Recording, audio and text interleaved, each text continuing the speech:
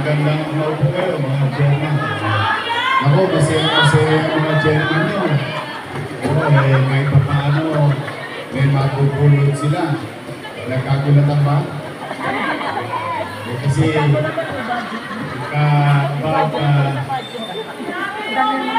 I love you. Pagpapasya nyo ng courses Linis! Talagang ilang araw naman parang may kaso. But we cannot stop working. We have to catch up to the lost opportunity of our city. But going back, 3 days ago, actually for 4 days ago, 3 days ago, may nakita ko pera. Sa pagsisilong natin, napansin ko, ito palang pera nito ay para sa mga barangay sa buong Manila. At ang nakakalungkot, no, dapat ito ay binigay na sa kanila first quarter pa lang at second quarter pa lang.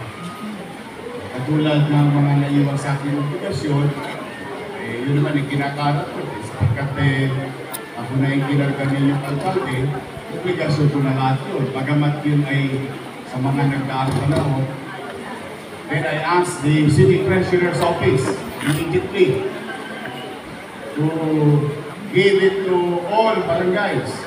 Natutuwa nga ako dahil yung ibang barangay, halos pinakamalaki yata, 2.3 million pesos. Yung iba naman, an average of 90,000, 80,000 per barangay. But I'm happy to, especially kayo mga magulang na nandito, may mga daycare kayo, diba? Ang mga barangay, may mga daycare yan. May tustusin yan sa kanilang nasasakupang barangay. Kaya immediately, yung ipinagkait sa kanila ng 2 quarter, i-release natin agad. Sa Miyerkules, pwede na. Ganda na kayo. Kayak na kayo. Basta what is due to the barangay, what is due to our people, we will give it to our people.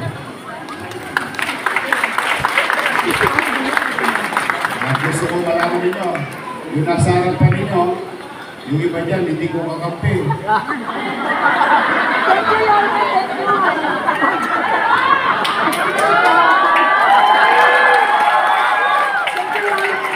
Palagay mo sila.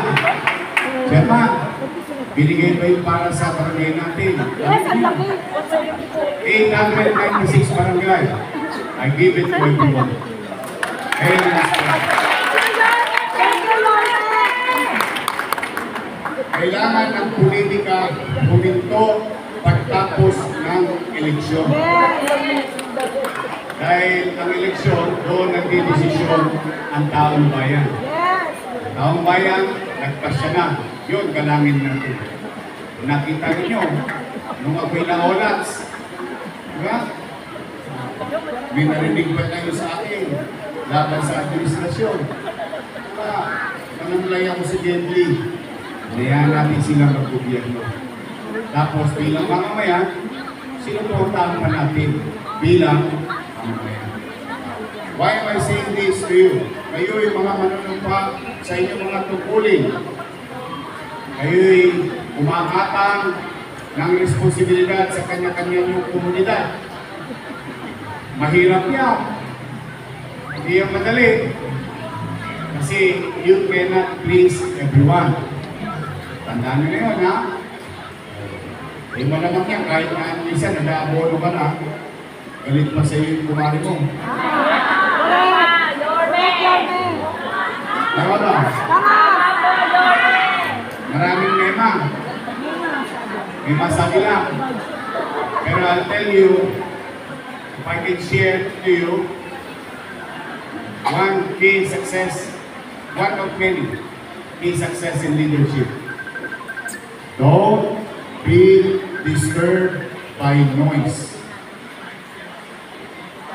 ang mga maiingay, parang lata na walang ikaw ang binigyan, tinatangan ng responsibilidad. Gampanan mo ang iyong tungkulin sa iyong nasasakupan. At hayaan mo na ang iyong nasasakupan ang maghusga kung ikaw ba'y mainam, masino o epesyente naglilingkod sa iyong mga nasasakupan. So, the technique is focus. Focus on your goals, dreams, and aspiration. Now, kayo naman, ang mga magulang, wala namang sweldo yan, ano? Wala, no? Laway-laway lang. Pagod pa. Kuriyan pa. Minsan, gastos pa. Now, on behalf of the people of Manila, you taking responsibility to participate sa kaayusan ng ating mga mag-aaral. Maraming salamat in advance sa mga gagawin ninyo para sa akin. Ang palakpakan nyo rin ng inyong mga chairman. Huwag kayo lalo na yung sa chairman mo. Tagulo mo lang. Kaya natutuwa lang ako kasi nakakatanggap ako ng text sa mga chairman. Boss, thank you kahit pa paano nakapag-ahanda kami ng konti para sa aming barangay. Nakakatuwa naman. What is due to them, is given to them.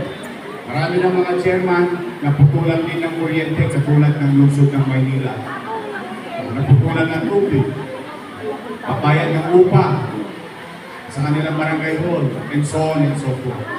Please, happy ako yesterday and by Wednesday, officially, maibsan yung kanilang mga gastusin sa kanilang barangay. I am here to serve you. I may pay from time to time. Madadapa ako from time to time. Walang perfectong tao, walang perfectong gobyerno. But if there is one thing that I can assure you, may gobyerno na uli sa lungsod ng Maynila. At dito ang ating mga kusyan, kusyan DJ Magachi. Diba, sa susunod, pagpahingay nyo na po? Hindi nga, gusto ko pagpahingay na eh. Gusto ko na kunin ko sa pamahalaan eh. Pwede ba si Hana na lang? Mas gusto ko to, may asin ko eh. Si Meiji, iba na ang amoy. Hanapin ko siya Ryan Ponce, siya Libby Quitos, siya Libby Staso, siya Doc, sisipat yan. Bilhin ninyo, sa akin nakakita. Ngayon lang nakakita ulit, kung siya nagtatrabaho na Sabado. Sabi nyo sa kanila, ako, pinasok niya. Sinumahan ninyo ako. Talagang dito, gobyerno, walang tulugan. 1, 2. Sawa. Dito sawa. Hindi at kaya nakatawan. Ako naman, lagi ko na lang ipinapanalangin sa Diyos talaga na bigyan ako ng lakas ng pangangatawan. Hindi ako titigil hanggang hindi na mabalik ang paayusan at panatagan. Later on, sana magtagumpay yung bawat pamilyang Manileo sa lungsod ng Maynila. Okay? So, congratulations! Ito nga pala, ito si Jay. Magagaling mo dito sa punto kanina. Hindi rin natigil to. Palampakan natin ang ating DSW. At saka si Director Jay. Yan lagi natin kasama sa Beria. Okay? So, muli, mga bata sa Palok, nakita niyo yung hospital nyo dyan? Ang liit ng emergency room, ano? Wala laki. Yun. Mahama ngayon, baha sa emergency room. Opo. Kasi nung umulan ng krisi, binisita ko yung hospital nyo. Diyos ko, meron pong Department of Agriculture. may farm sa loob ng emergency room. Alam niyo bakit? Eh, dinidiligan eh. Oh, naawa talaga ako. But, mind you, hindi matatapos ang taon na ito bago na ang emergency room. Ipinili ko maging maliwalas para sa mga pasyente na tatapos dyan sa oras na kapilin. Yan, commitment ko sa inyo. At tulad kapon, nabuksan na ang ikapito nating ospital, ang Paseco Hospital. At yung taon ng overdue. Salamat sa inyo. Binigyan ninyo ako ng pagkakataon. Eh, binalik ko na. Masaya-masaya yung mga taga-Paseco. Saan ka nakakita? Isang barangay ka lang, may sarili kang ospital. Napakalaki ng tungkol dyan. At doon, ang kinamamatay ng tao sa emergency, traffic. Ito po yun. Naghihingalo ka, na-traffic ka pa ng mga truck. Hindi lumabot sa GAT. GAT address Bonifacio Hospital. At I'm happy for them. Thank you sa inyo. Ngayon, at least kahit paano, within a year, ma-approve tayo for level 1 as General Hospital sa Paseco.